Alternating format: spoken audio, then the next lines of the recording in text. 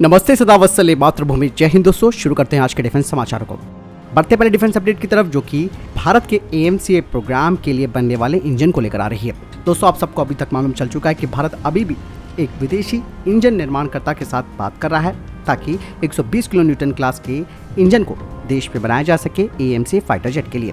अब कुछ रिपोर्ट सामने आई है जिसमें ये कहा जा रहा है कि इस डील में कुछ प्रोविजन भी भारत की तरफ से रखे गए हैं, जिसमें कि high altitude engine test facility और फ्लाइंग टेस्ट बेड भी भारत में होगा और इसे वही विदेशी इंजन भागीदार बनाएगा जिसे भारत चुनेगा, और वो इन फैसिलिटीज का निर्माण और सपोर्ट भारत में करेगा, जो कि इंजन को स्थानीय स्तर पर बनाने के लिए एक महत्वपूर्ण भूमिका निभाती है।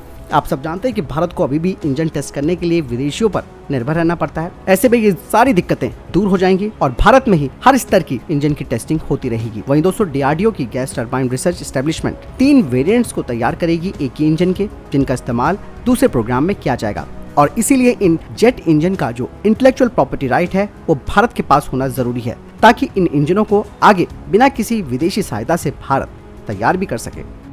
चलिए बढ़ते हैं नेक्स्ट अपडेट की तरफ। दोस्तों, HAL के aircraft research and design centre ने एक टेंडर जारी किया है जो कि एरोस्पेस स्टैंडर्ड के बेयरिंग के सप्लाई के लिए है, जो कि तेजस मार्क 2 फाइटर जेट के कैनाट कंट्रोल सरफेस के लिए है। आपको बता दें कि जो बेयरिंग्स हैं वो बेहतर परफॉर्मेंस और लोडिंग जरूरतों को पूरा करने में सक्षम होने चाहिए, ताकि इनकी मेंटेनेंस को बार बार ना करना पड़े। साथ ही इसके जो नंबर ऑफ साइकिल्स हैं जो कि डायनेमिक लोडिंग के नीचे होते हैं, उनका कम से कम 2000 घंटे की ऑपरेटिंग लाइफ होनी चाहिए।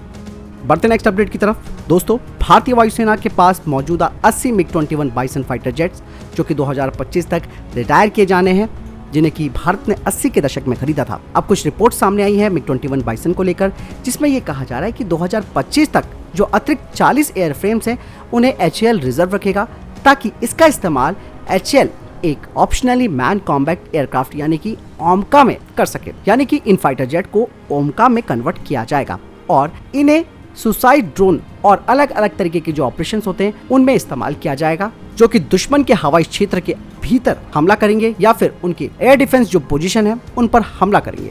हालांकि इंडियन एयरफोर्स HAL के इस फैसले का विरोध कर रही है। दोस्तों, ये जो OMCA प्रोजेक्ट है इसे एक ऐसे प्लेटफॉर्म के तौर पर तैयार किया जाएगा ताकि ये ऑटो टेक ऑफ और लैंडिंग कर सके, वो भी बिना रिमोट पायलट इनपुट के, और ये सीधा दुश्मन के हवाई क्षेत्र में जाकर हमला कर सके। लेकिन दोस्तों, कुछ डिफेंस एक्सपर्ट्स हैं, उनका ये मानना है कि MiG-21 को अगर हम OMCA में बदलते हैं तो इन्हें भी मेंटेन करने के लिए जो प्रावधान हम पायलट वाले विमानों के साथ अपनाते हैं वो करने होंगे, यानी कि इनकी भी मेंटेनेंस की जाएगी। लेकिन यहाँ पर सबसे बड़ी प्रॉब्लम ये होगी कि ये फाइटर जेट पुराने हैं, इनके पुर्जे भी मिलना मुश्किल है, इसीलिए ये भविष्य के लिए सुरक्षित नहीं हो सकता है।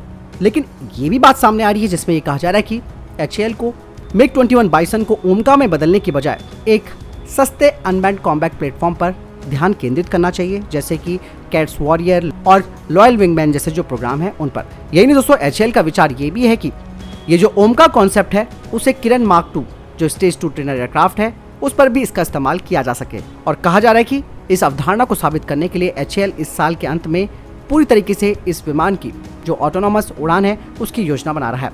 वैसे आपको क्या लगता है दोस्तों, क्या HAL का ये विचार ठीक है कि MiG-21 बाइसन को OMCA में परिवर्तित करना, या फिर सस्ते wingman, loyal wingman, cats warrior को बनाना, इन पर ज्यादा ध्यान देना चाहिए? मुझे कमेंट सेक्शन में लिखकर जरूर बताइएगा।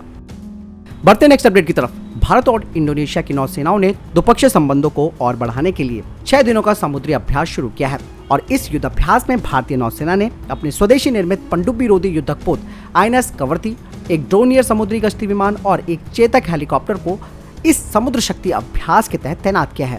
नौसेना ने कहा कि उनका ये पोत इंडोनेशिया स्थित बाटम बंदरगाह पर अभ्यास के लिए पहुंच गया है। भारतीय नौसेना के अधिकारी ने कहा कि अभ्यास समुद्र शक्ति का मकसद दोनों देशों की नौसेनाओं के बीच इंटरऑपरेबिलिटी, जुड़ाव और आपसी सहयोग को बढ़ाना है।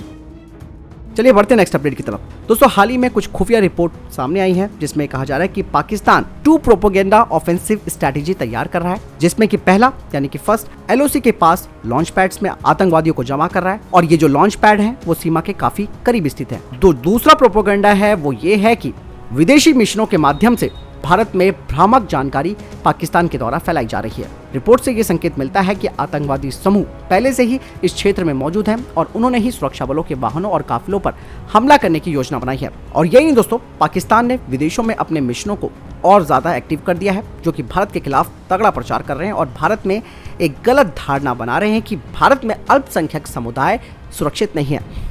इसके लिए वो बाकायदा अतीक अहमद की हत्या का जिक्र कर रहे हैं और इस तरीके से पाकिस्तान की ये जो टू प्रोपेगेंडा ऑफेंसिव स्ट्रेटेजी है वो भारत के लिए एक टेंशन की बात हो सकती है।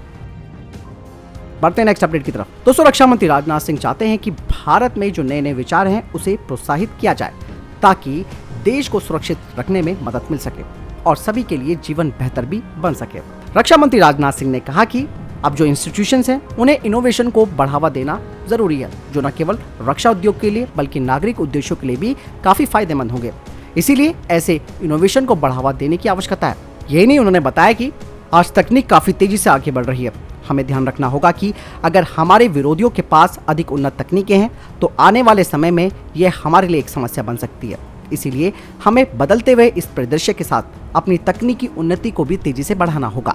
यही नहीं, उन्होंने कहा कि जमीन और हवा के अलावा साइबर स्पेस और अंतरिक्ष क्षेत्र में भी खतरे आ सकते हैं। इसीलिए भारत को अब इनसे निपटने की तैयारी करनी है। डिफेंस मिनिस्टर राजनाथ सिंह ने यह भी कहा कि चाहे वो हल्दी घाटी में महाराणा प्रताप थे या फिर गलवान घाटी में भारतीय सेना, भारत कभी झुका नहीं और ना कभी झुकेगा। चलिए बढ़ते नेक्स्ट अपडेट की तरफ। गृह मंत्री अमित शाह ने कहा कि जम्मू कश्मीर को विशेष दर्जा देने वाला और अब निरस्त किया जा चुका अनुच्छेद 370 शुरू से ही एक अस्थायी प्रावधान था और संविधान निर्माताओं ने इसे समझदारी से वहां रखा था। अमित शाह ने कहा कि अगर किसी कानून का मसौदा अच्छी तरीके से तैयार किया जाता है तो किसी भी अदालत को किसी भी कानून का कोई स्पष्टीकरण देने की आवश्यकता नहीं होती है। उन्होंने बताया कि अगर मसौदा आसान और स्पष्ट होगा तो लोगों को कानून के बारे में शिक्षित करना आसान हो जाएगा और कार्यपालिका के द्वारा गलती करने की संभावना उतनी ही कम हो जाएगी। धारा 370 के ऊपर आगे शाह बताते हैं कि जिसने भी इसका मसौदा तैयार किया था और जो लोग संविधान सभा के हिस्सा थे उन्होंने इसे कितनी समझदारी से रखा और कैसे बहुत कुछ सोचने के बाद अस्थायी शब्द उन्होंने डाला होगा। चलिए बढ़ते नेक्स्ट अपडेट की तरफ। सेना प्रमुख जनरल मनोज पांडे मिस्र के 2 दिनों की यात्रा पर गए हैं। इस दौरान जनरल मनोज पांडे मिस्र के वरिष्ठ सैन्य अधिकारियों के साथ मुलाकात करेंगे। वे भारत मिस्र रक्षा संबंधों को आगे बढ़ाने के रास्तों पर विचार विमर्श करेंगे।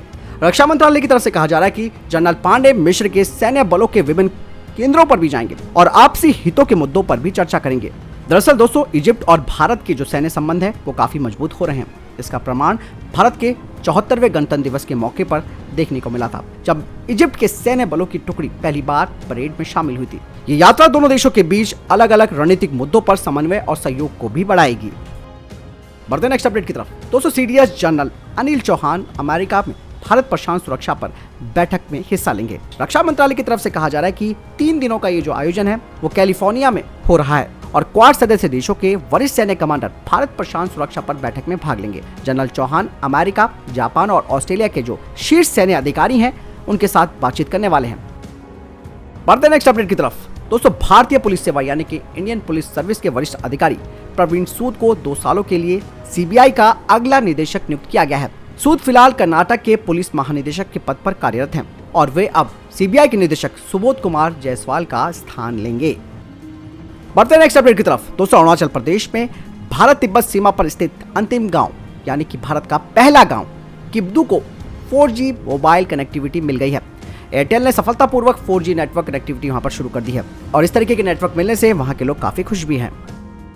बढ़ते नेक्स्ट अपडेट की तरफ, जो कि यूक्रेन और फ्रांस को लेकर आ रही है। यूक्रेन के राष्ट्रपति व्लादिमीर जेलेंस्की पेरिस पहुंच चुके हैं। उन्होंने फ्रांस के राष्ट्रपति मैक्रोन के साथ मुलाकात की। इस बीच फ्रांस ने भी यूक्रेन की सेना को दर्जनों हल्के टैंक और हथियारबंद वाहन देने की भी घोषणा कर दी है। आपको बता दें कि फ्रांस आने वाले हफ्तों में बख्तरबंद वाहनों और AMS X-10RC सहित हल्के टैंकों के साथ कई बटालियनों को प्रशिक्षित और लैस करेगा। इसके अलावा दोस्तों, फ्रांस रूसी हमलों के खिलाफ यूक्रेन की एयर डिफेंस क्षमताओं को भी मजबूत करेगा।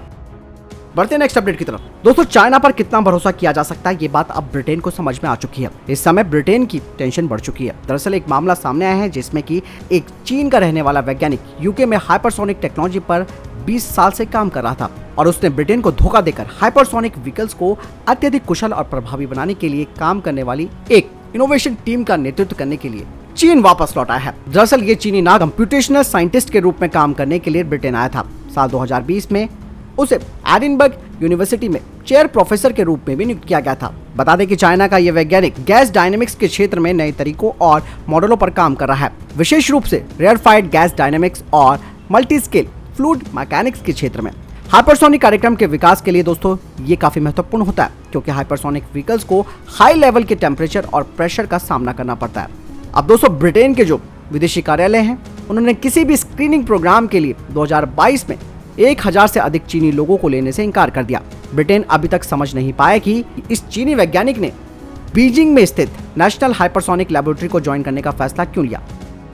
बढ़ते नेक्स्ट अपडेट की तरफ। दोस्तों नेपाल अब चाइना से हथियार खरीद रहा है और नेपाल चाइना की उस कंपनी से हथियार खरीद रहा है जिस पर दक्षिण एशियाई और अफ्रीकी देशों को सस्ते हथियार उपलब्ध कराने का आरोप लगाया गया है। रिपोर्ट में कहा जा रहा है कि चाइना की नॉर्थ इंडस्ट्रीज कॉर्पोरेशन यानी कि नोरिंको से नेपाल हथियार खरीदेगा और कहा जा रहा है कि $6 बिलियन के ये हथियार खरीदे जा सकते हैं। बाकायदा इसके लिए औपचारिक समझौतों पर भी हस्ताक्षर हो चुके हैं और खरीद प्रक्रिया शुरू हो गई है।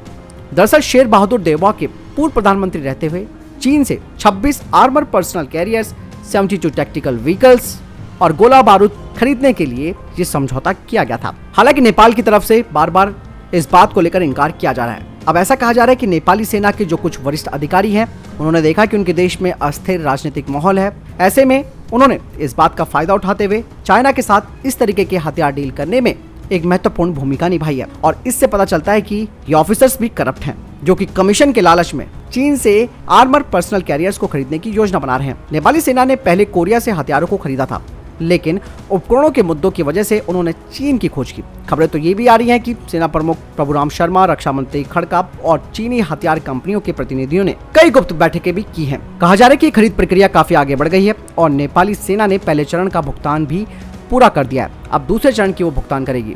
बाकायदा इसके लिए नेपाल के सैन्य अधिकारी इस डील को आगे बढ़ाने के लिए प्रेशर भी बना रहे हैं। तो फिलहाल दोस्तों ये थे अभी तक के टॉप डिफेंस अपडेट्स। वीडियो के सामने कोई प्रश्न जवाब है, आपको कोई सवाल है कमेंट सेक्शन में लिखकर जरूर पूछ सकते हैं। मिलता हूं नई वीडियो के साथ। चैनल जरूर सब्सक्राइब कीजिएगा। जय हिंद, वंदे मातरम।